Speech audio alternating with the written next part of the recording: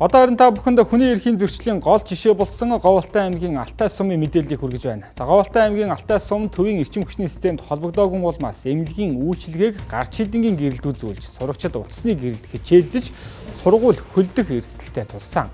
За хүүтрэх тусам нөхцөл байдал хүндэрч байгаа ч эрчим хүчний яам анхаарал хандуулахгүй байна. Тус сумын импортын эрчим хүчний системд холбох дэд бүтцийн ажил бүрэн дууссан. Харин одоо бүгд найрамдах хятад ард улс болон Монгол улсын засгийн газар хооронд хилцээр хийх үлдээд байгаа. Хилцээр хийчихвэл нэг өдрийн дотор Алтай сум эрчим хүчний тогтмол их үүсвэрээр хангагдах боломжтой гэсэн. Гэвч салбарын сайдад он гартал энэ асуудлыг шийдэх төлөвлөгөө алга.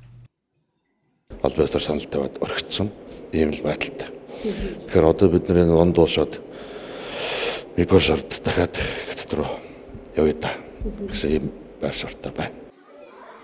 Алтай сумын иргэдийн хувьд цахилгаан тулгамдсан асуудал болсон. Хүүтрэх тусам сургууль нь хөлдөх эрсдэл нэмэгдэж байгаа. Мөн аймгийн төвөөс 360 гаруй км аслагдсан суманд эмнэлгийн тусламж үйлчилгээг хэвэн явуулахад улам бэрхшээлтэй болсоор байна.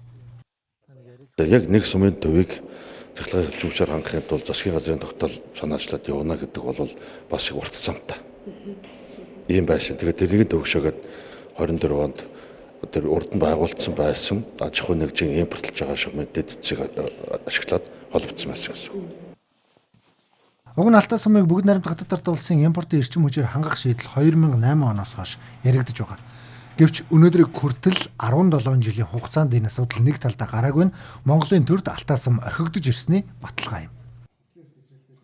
Алтай сум өөрөө хөлийн сум. Шинжаан уугартай болон гансан мужтай холбогддог. Тэгээд бүр одоо дээр үеэс эхлээд энэ суманд болвол одоо манай төр засгийн удирд огчид бол онцгой анхаарч байсан байгаа юм. Хөлийн сум тэгээд тэнд хөлийн цэрэгтэй. Хөлийн цэрэг бол бүр ихнээсээ байдаг. Тэгээд ер нь хоёр маш том сум.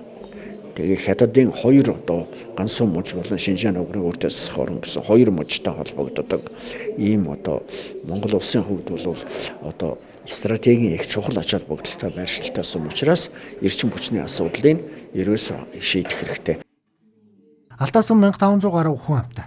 Эдгээр иргэдийн эрүүл аюулгүй орчинд амьдрах эрх цаг минут тутамд зөрчигдөж байна. Харин асуудлын шийдэл нь засгийн газрын түвшинд гацчихсан. Дахиад хэдийн хугацаанд хүлээх нь тодорхойгүй байна.